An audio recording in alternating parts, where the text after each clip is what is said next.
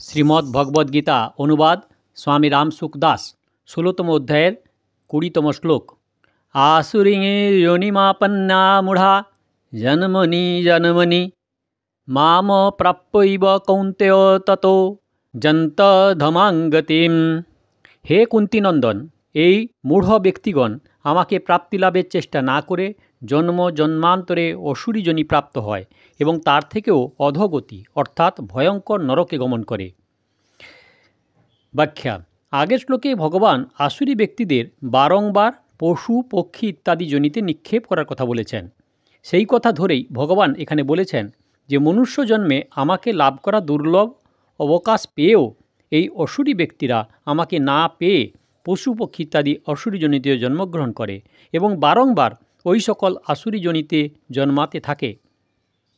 মাম প্রাপ্যৈব পদটির দ্বারা ভগবান দুঃখের সঙ্গে জানাচ্ছেন যে আমি অত্যন্ত কৃপা করে জীবেদের মনুষ্যদেহ প্রদান করেছিলাম যাতে তারা নিজেদের উদ্ধার করতে পারে এবং ভেবেছিলাম যে তারা নিশ্চয়ই সেই সুযোগের সদ্ব্যবহার করবে, কিন্তু এই নরাধমেরা এত মূর্খ এবং বিশ্বাসঘাতক যে শরীরের সাহায্যে আমাকে প্রাপ্ত করতে পারত তার দ্বারা তারা বিপরীত কর্ম করে অধমগতি লাভ করছে। মনুষ্য দেহ প্রাপ্ত করে তারা যেমনই আচরণ সম্পন্ন হোক না কেন, অর্থাৎ যতই দুরাচারী হোক, ইচ্ছা করলে অল্প সময়েই এবং মৃত্যুকালেও ভগবানকে লাভ করতে পারে, কারণ সমহং সর্বভূতেষু। এই কথা বলে ভগবান তাকে প্রাপ্ত করতে সকলের জন্য অর্থাৎ প্রাণীমাত্রের জন্য উন্মুখ করে রেখেছেন। এ কথা সত্য যে পশু পাখি ইত্যাদির মধ্যে তাকে লাভ করার যোগ্যতা থাকে না, কিন্তু ভগবানের দিক থেকে কারও কোনো বাধা নেই।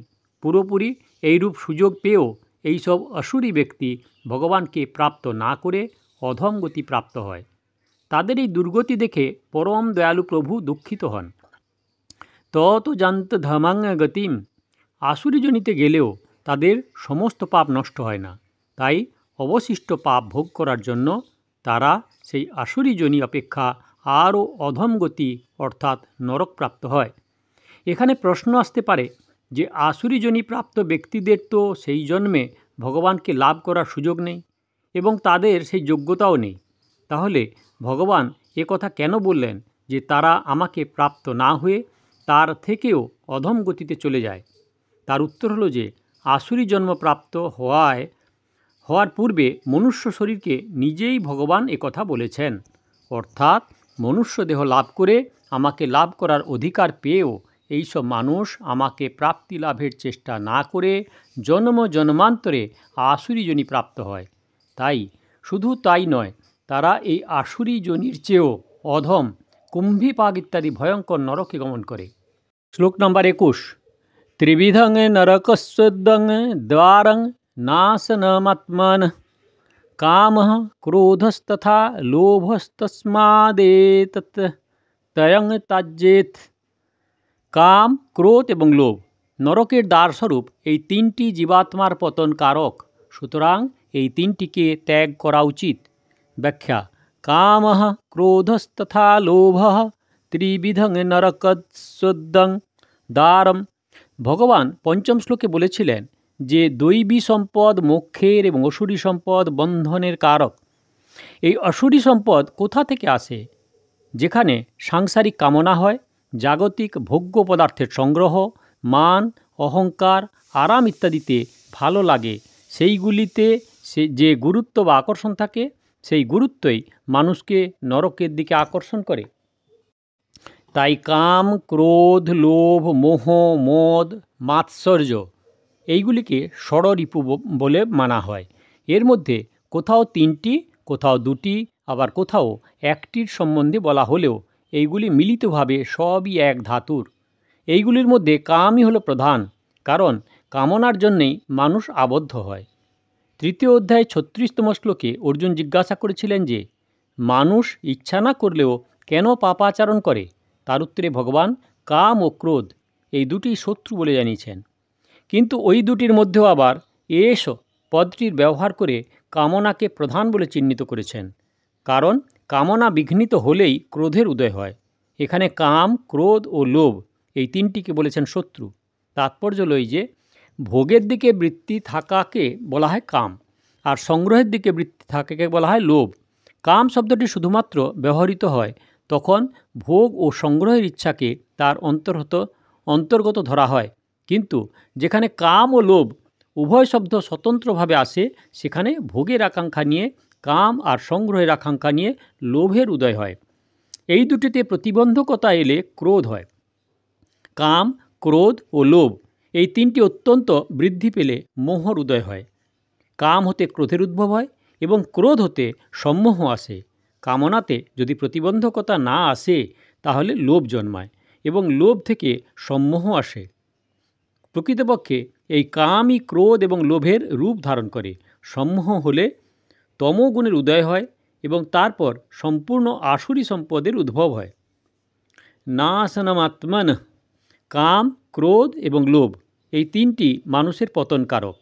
যাদের উদ্দেশ্যে ভোগ ও সংগ্রহ করার দিকে থাকে তারা নিজের বুদ্ধিতে উন্নতি করার জন্য এই দোষ তিনটি হিতকারক বলে মনে করে। তাদের মনে এই ভাব থাকে যে আমরা কামের দ্বারা সুখভোগ করব, আরামে থাকব, এই ভাবই তাদের পতন ঘটায়। তস্মাদেত ত্রয়ং ত্যজ্যেত, এই কাম ক্রোধই হলো নরকের দ্বার স্বরূপ। তাই মানুষের উচিত এইগুলি পরিত্যাগ করা। কিভাবে এইগুলি ত্যাগ করবেন? 3 অধ্যায়ের 34তম শ্লোকে ভগবান বলেছেন যে প্রত্যেকটি ইন্দ্রিয়েরই বিষয়ের উপর রাগ বা কাম এবং দেশ বা ক্রোধ বিরাজ করে। সাধকের সেইগুলি বশীভূত না হওয়া উচিত। বশীভূত না হওয়ার অর্থ হলো কাম, ক্রোধ বা লোভের বশীভূত হয়ে কোনো কার্য না করা, কারণ এইগুলির বশীভূত হয়ে শাস্ত্র, ধর্ম এবং লোক মর্যাদার বিরুদ্ধ কাজ করলে মানুষের পতন হয়। শ্লোক নম্বর 22।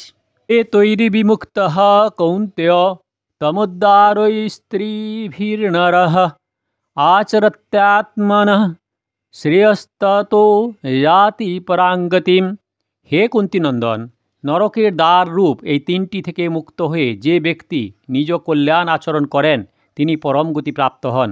ব্যাখ্যা: আগের শ্লোকে যেইগুলিকে নরকের দ্বার বলা হয়েছে সেই কাম, ক্রোধ এবং লোভকে এখানে তমোদ্বার বলে অভিহিত করা হয়েছে। অন্ধকারকে বলা হয় তম, অজ্ঞান থেকে যা উৎপন্ন হয়। তাৎপর্য হল যে এই কামাদির জন্যেই আমার সঙ্গে এই ধন সম্পদ, স্ত্রী, পুরুষ, ঘর, পরিবার ইত্যাদি আগেও ছিল না, পরেও থাকবে না এবং এখনও প্রতি মুহূর্তে বিচ্ছিন্ন হয়ে চলেছে। সুতরাং এইগুলিকে মমত্ববোধ করলে পরে আমার কি হবে, এই সব বিষয়ে লক্ষ্য যায় না, অর্থাৎ বুদ্ধি আচ্ছন্ন থাকে। তাই যারা এই কামাদি থেকে মুক্ত হয়ে কল্যাণ আচরণ করে তারা পরম গতি প্রাপ্ত হয়। সুতরাং সাধকের কাম, ক্রোধ, লোভ এই তিনটি ব্যাপারে অত্যন্ত সাবধান থাকতে হয়, কারণ যারা এই তিনটি বজায় রেখে সাধনা করে তারা প্রকৃত সাধক নয়। প্রকৃত সাধক তিনি, যিনি এই দোষগুলি থেকে মুক্ত। এই দোষ থাকলে তা সবসময় পীড়া দেয়। এইগুলি থাকার সুযোগ দেওয়াই মারাত্মক ভুল। মানুষ সাধনার দিকে তো দৃষ্টি দেয়, কিন্তু সেই সঙ্গে কাম, ক্রোধাদি যেসব দোষ থাকে তাতে যে আমাদের কম অহিত হয় সেটিকে তারা তত লক্ষ্য রাখে না। এই জন্যেই সাধনকালে সদাচারও হতে থাকে, দুরাচারও হতে থাকে, সদ্গুণও হয়, দুর্গুণও সঙ্গে থাকে। জপ, ধ্যান, কীর্তন, সৎসঙ্গ, স্বাধ্যায়, তীর্থ, ব্রতাদি করে নিজেদের শুদ্ধ করে তোলার ব্যাপারে সাধক বিশেষভাবে যত্নশীল থাকলেও যেইগুলি আমাদের অশুদ্ধ করে থাকে সেই দুর্গুণ, দুরাচার দূর করার দিকে দৃষ্টি দেয় না। নিদ্রাভঙ্গ থেকে নিদ্রা আসা পর্যন্ত যে দিন জানা যায় সেই দিন থেকে মৃত্যুর আগমন পর্যন্ত সর্বসময় পরমাত্মা তত্ত্বের চিন্তায় ব্যাপৃত থাকাই উচিত। চিন্তা ব্যতীত কামাদিকে কোনো প্রকার গুরুত্ব দেওয়া উচিত নয়। এতৈর বিমুক্ত, কথাটির মানে এই নয় যে যখন আমাদের দুর্গুণ, দুরাচার সর্বতভাবে পরিত্যক্ত হবে তখন আমরা সাধন করব। সাধকের ভগবত প্রাপ্তি করা প্রধান উদ্দেশ্য করে এইগুলি থেকে মুক্ত হওয়ার লক্ষ্য রাখা উচিত।